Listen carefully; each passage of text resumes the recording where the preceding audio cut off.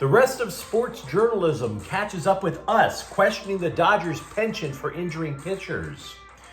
Bloggers are insisting the Rams should F their franchise quarterback. And Brandt Clarke gets a head start on joining the Kings full-time. Good morning.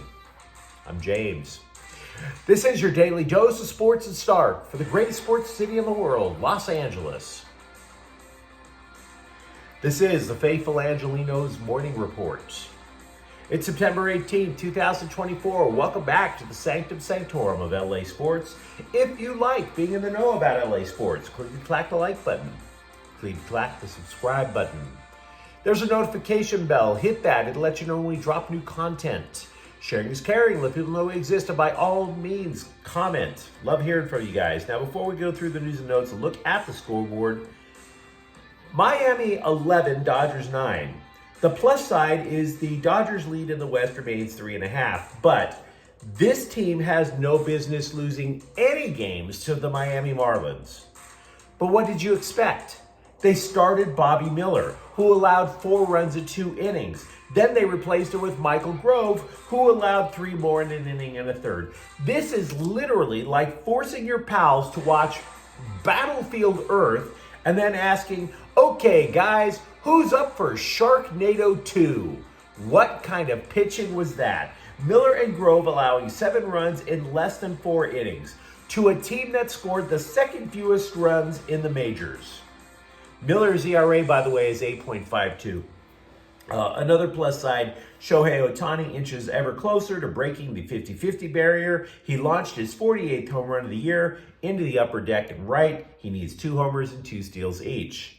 Seattle 85, Sparks 81. Now, instead of giving you the stats on this latest stinker from the WNBA's worst team, let's just mention there was a cat fight at a WNBA game. I poop you not. Sparks rookie Rickea Jackson scrapped with former Russian prison inmate Brittany Griner. Brittany, why? Did Rickea Jackson sell you the weed that you forgot to hide in Moscow? Did she hit on your fiancé, the one that you allegedly assaulted? What are we talking about here? Why would you do that? Haven't you spent enough time doing things that could land you behind bars? Meanwhile, today, the Dodgers are still at Miami at 340. Landon Knack is 2-4 with a 3.70 ERA. Ryan Weathers is 3-5 with a 3.55 ERA. It is Galaxy game day. The Galaxy are at Portland at 7:30. The Timbers have not lost in their last 9 home matches, and Austin is at LAFC at 7:30. The Black and Gold haven't won in their last 3 matches. They do qualify for MLS Cup playoffs with a win, and say Dallas loses or draws to Salt Lake. Now, I want to start the news by thanking the rest of the baseball scribes for finally catching up with us here at Faithful Angelenos. I've been arguing for a painfully long time that Dodger pitchers getting injured isn't simply bad luck. When it's that many pitchers, there is a fundamental problem that leads to the injuries. And the LA Times is finally writing about it. We talked about that last week. So is national columnist Ken Rosenthal, the bow tie guy from Fox. Rosenthal noted that in June of last year, Baseball America reported that the hardest throwing pitching staff in the country did not belong to a Major League Baseball team. It belonged to the Tulsa Drillers out in Oklahoma, the Dodgers AA affiliate. And I'm here to tell you, I did work in Oklahoma last year, saw the Drillers. There was some work behind the hype. Scouts were touting how the Drillers had a 6-man starting rotation and all 6 pitchers had legit Major League futures. That's how good they were. A can't-miss group of arms. Can't miss. Only 4 of them are about to miss because they've undergone major arm surgeries since last year.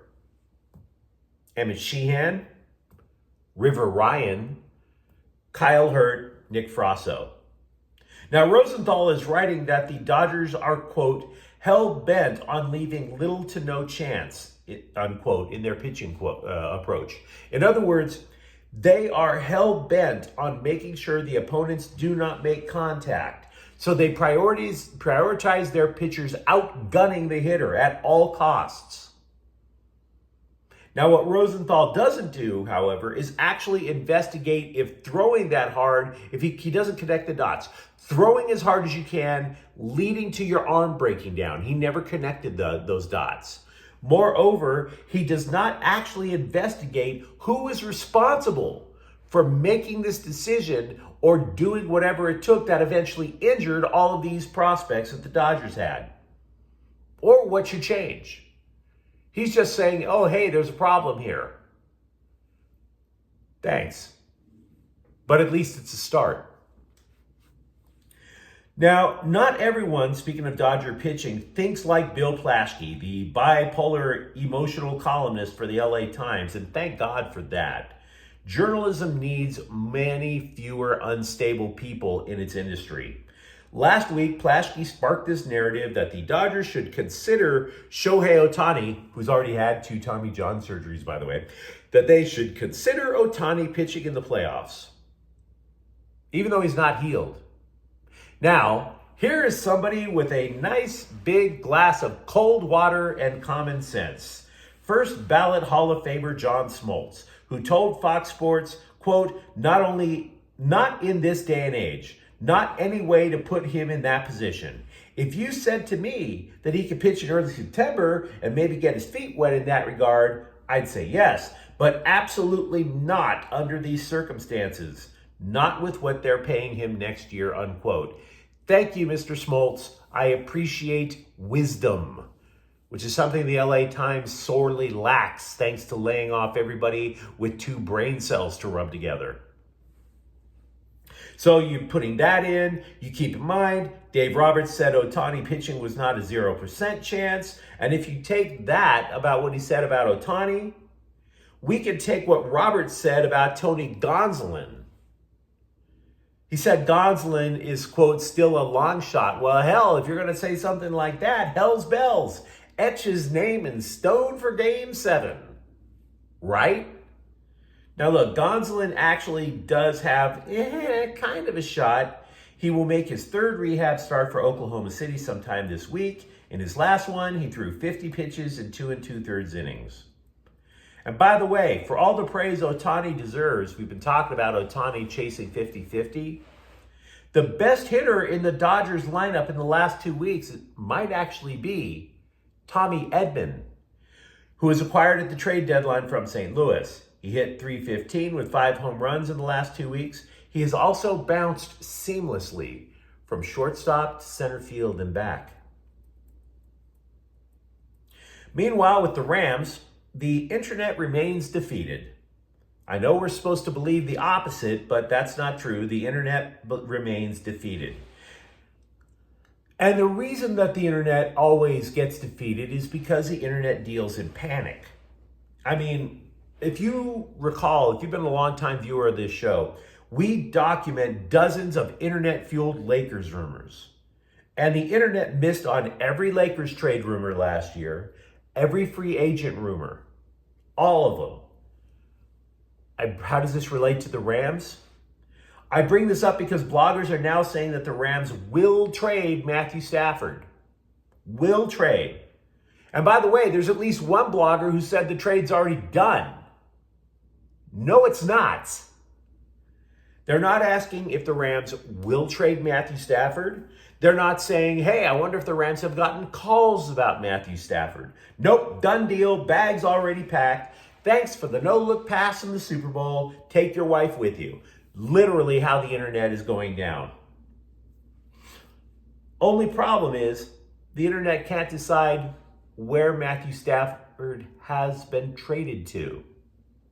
Oh, he's been traded to Miami, says one guy. Oh, he's been traded to Las Vegas. Then an ESPN dingle-douche actually went further and urged the Rams to trade for benched Carolina quarterback Bryce Young, who was last seen looking like a damn fool against the Chargers. So, Miami, Vegas, And why do you believe his replacement is inevitably a guy who isn't good enough to play for the Panthers? Do you see where this all starts to build up and sound like panic? Do you see why we shouldn't therefore believe this crap? So before we all panic and urinate blood, let's go back and recognize reality and talk about two things with the Rams. One, the Rams are in trouble. Since 2015, only 11% of the teams that start 0-2 make the playoffs. Moreover, computer models are looking at the schedule and the result, the Rams have about a 9% chance. The second reality, the Rams are not going to trade Stafford unless the following conditions are met. A, the team is headed to, say, 5-12. B, Stafford at the trade deadline demands a new contract like he did last year, and he demands too much. C, only if the Rams get a good return. And it has to be a good return because they know damn well how hard it is to get an elite quarterback. Ask yourself about Las Vegas and why they would go out of their way for Stafford. Is it not because they haven't had an elite quarterback since Rich Gannon? The iPhone didn't even exist when the Raiders had Rich Gannon. Neither did social media, which is ironic because social media is what spreads panic about the Rams in the first place. So no, the internet is defeated by claiming that the Rams have already traded Matthew Stafford. We are not at a place where the Rams trade Matthew Stafford, and that's the memo. The Kings have more holes in their roster than the fight scenes in Deadpool and Wolverine, but they may have one filled. Defenseman Brandt Clarke taking over from Matt Roy. The latter left LA as a free agent for Washington. By the way, Matt, give our best to Pierre-Luc Dubois when you're there. But Clarke does have a challenge. They know he can quarterback a power play, but the Kings are not sure that he can be reliable in 5-on-5 situations. Now, Sean O'Donnell is a longtime King who now helps in player development. He said Clarke, quote, can do things that not many guys can do. When it's time for him to play defense, he's a very, very good defender. Where a lot of guys with talent get in trouble, it's those 50-50 plays. Am I on offense or am I on defense? Sometimes those young guys will gravitate towards the offense, and you can't do that, unquote. So that's Brandt Clarke's major hurdle as he becomes an NHL full-timer. Winger Arthur Kaliev has signed a one-year contract with the Kings, which is unlikely to do the following. One, finally give him a legit shot at the NHL with the Kings. We don't have any reason to believe that. Or two, quell down the rumors that Kaliev would love to be traded as opposed to stay in LA. Kaliev is a sniper, and by the way, the Kings desperately need snipers, but he was unable to get any ice time over the last couple of years because he didn't fit in with the 1-3-1 system that the last two Kings coaches have implemented. Kaliev asked to be traded in May, but there isn't much of a trade market, and training camp has just barely started. Nobody knows exactly what they have yet. Chargers safety Elijah Molden, a third-round pick by Tennessee in 2021, traded to the Chargers before the start of the year, filled in for Alohi Gilman in Carolina on Sunday. While it is against the Panthers, 7 tackles and an interception is a damn fine performance. So maybe the Chargers got themselves a little bit of a steal there. If there is a candle, one teensy-weensy little flame in this hurricane of poo that is the Sparks season, it is going to be rookie Rickea Jackson, the number 4 overall pick and apparently amateur cage fighter, who might wind up being the future of the franchise instead of the apprentice influencer Cameron Brink. Jackson's only the second Sparks rookie to score more than 500 points in a season. The other, Candace Parker. So that's pretty excellent company to have.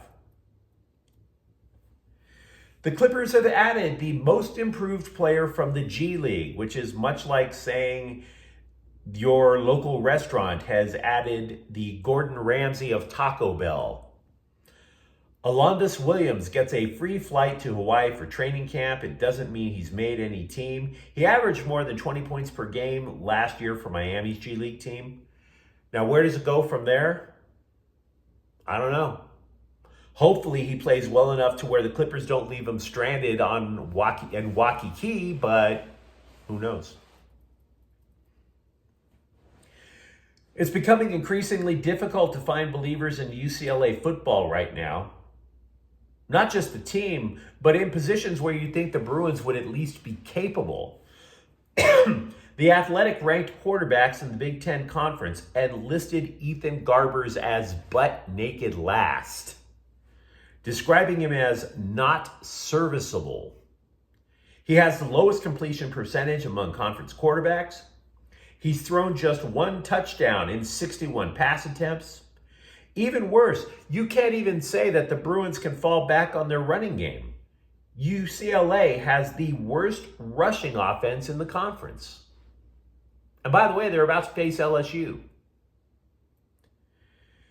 Before the season started, switching over schools, I outlined a worst case scenario for USC. 2 losses in the first 3 games, LSU and Michigan, right? Because starting the season 1-2 would make the Bill Plaschkes of the world ovulate all over their keyboards, demanding Lincoln Riley get fired and that Miller Moss get benched as quarterback. Well, it's not Moss that's getting benched. The upcoming opponent for the Trojan, Michigan, they've benched their quarterback. Junior Alex Orji, at least I hope it's Orji as opposed to Orgy. He's a 2-year backup who will be thrown to the wolves in the Big House to face the surprisingly competent USC defense. Wolverines' original starter Davis Warren has thrown 6 interceptions so far this year, which necessitated the change. But you let me know what you think in the comments, right? Because we talked about a lot.